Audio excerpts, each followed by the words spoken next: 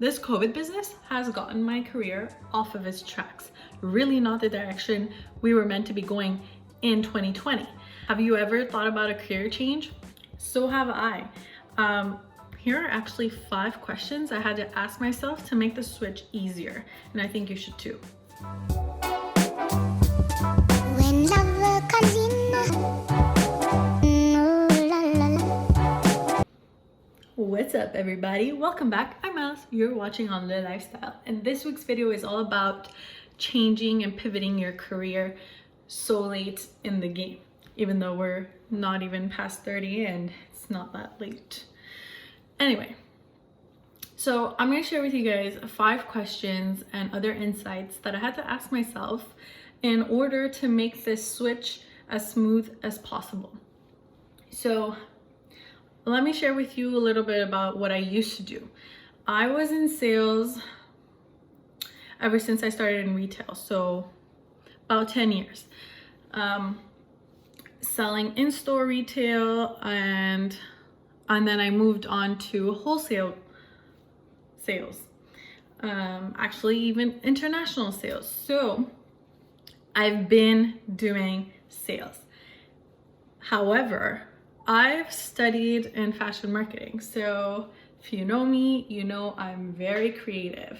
And having me stuck in sales, just doing logistics and paperwork, doesn't cut it. I'm not that type of person. I need to be creative at least half of the time, and the rest of the time I don't mind doing paperwork, logistics, data entry, whatever you want. And so I decided to just go back to my roots. And how can you just make a switch like that when your resume simply states you've been in customer service and sales or any other thing, or even if you had started a side business and it wasn't picking up and you decided that you had to call it quits like I did? Whatever your story is, just take a step back and realize that it doesn't matter, and it's not too late to make the switch.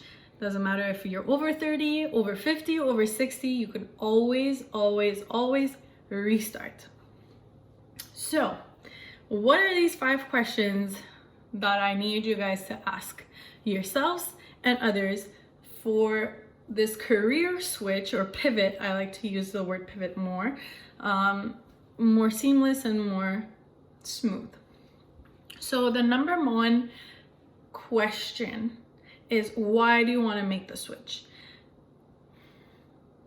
Why do you want to drop what you were doing before?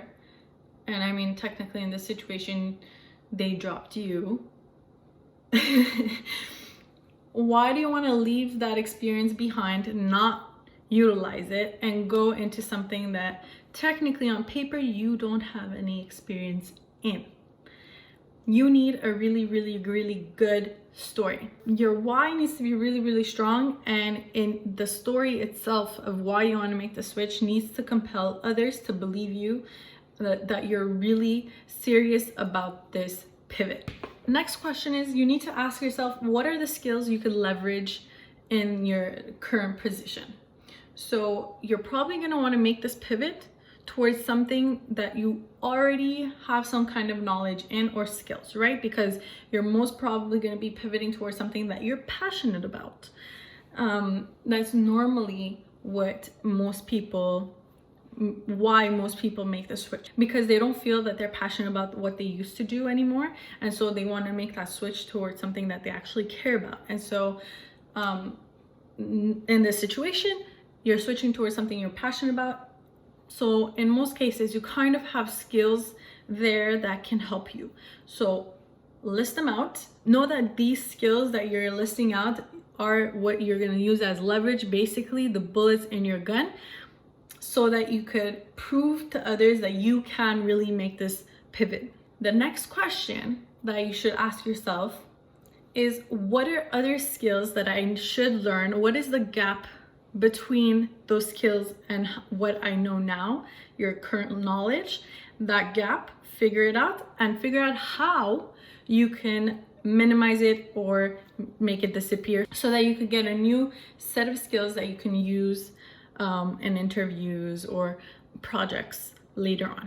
Once you know why you're making this pivot, the skills you can leverage and the skills you could eventually learn in a very short amount of time, you need to jot down a range of jobs that you could do with those skills even before you actually find the perfect job for you or career, let's say. So in any situation, you're probably gonna have to start from the very bottom. It sucks to say, you might even have to get a pay cut. You probably have to be an intern in some situations. So figure out what is the range of jobs that could eventually get you to your dream job, right? Once you have that down, think about all the people you know or people who know people in these types of industries or companies that have these jobs out there. Referrals are your golden ticket into a career pivot. I recently learned that if you're applying online, a computer decides if your resume 100% works with what the employer wants or not. And that computer will throw your resume into the bin if it's not 100% match. So if you're applying to jobs online without reaching out to referrals or reaching out to people who know people that could probably get you an interview some way or shape or form, the computer is never going to get your resume to the person, and a human will never be able to see your resume and maybe think of, oh, they're trying to make a switch, let me see what kind of skills they have. I also did not know that. This is where LinkedIn comes in, right? When you're asking yourself, who do I know? LinkedIn is going to help you. Never know who made moves into the company that you want to work for. You never know who changed jobs or currently is working in a field. So use LinkedIn to figure out who you know in your desired fields. And if no one is in the fields you want to be, start connecting with the people working at the companies you want to work at. If you get even one connection on LinkedIn from someone from the company, that's almost like a foot in or half a foot in, let's say. You just have to network and hopefully it gets you somewhere, but it's still something. So question number 4 that you need to ask yourself is, who do you know? Now, once you figured it all out, the last question you need to ask will be during an interview or a phone conversation.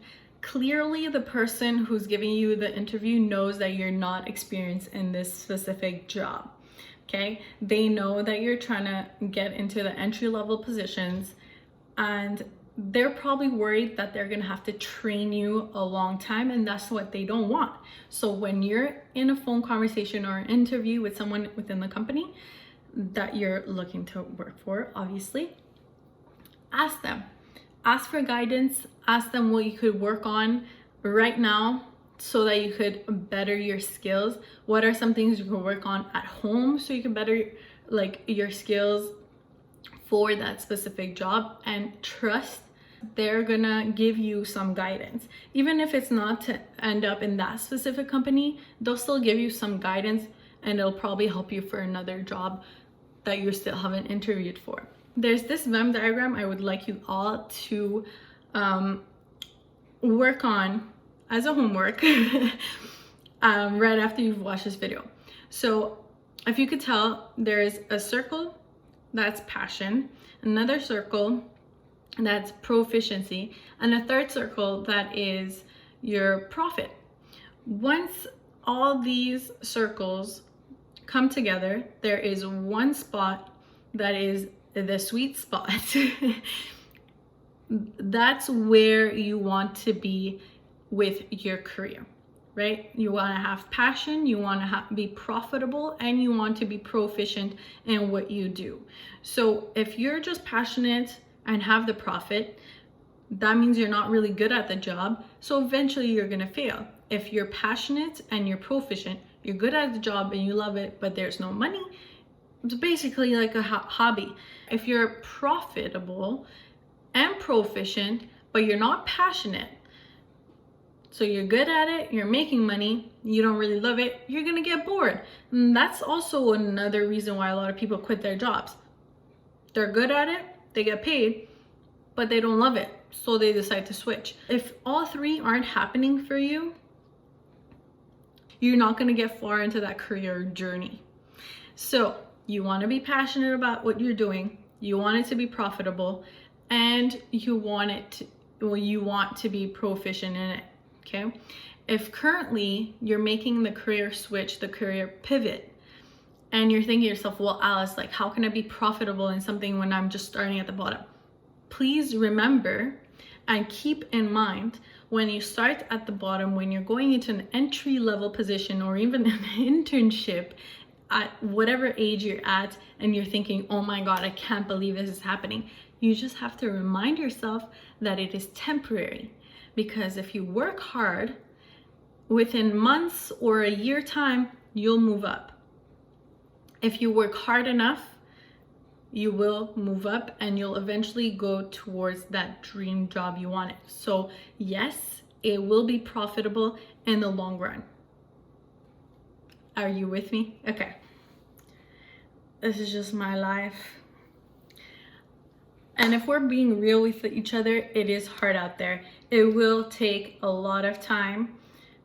Well, I don't want to be discouraging, but it does take a while before one employer says, okay, we're gonna give this person a shot. And so don't give up.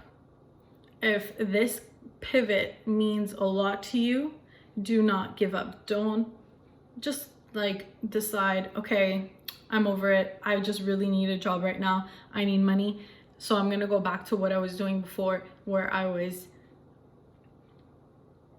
I don't want to say depressed, but not into it at all. So don't give up on your dreams. I've said this a million times and I'm gonna say it a million times more. If this pivot means a lot to you, then go at it and stick with it. You'll get that interview, you'll get that aha moment, maybe it's another business venture, you'll get there. It's gonna take time, just like all good things in life. Okay guys, thank you so much for watching. If you got any value from this video, please share it with your friends, click the thumbs up button, and subscribe, because we post videos every Wednesday. Also, how's your first snow day going? All right, bye guys.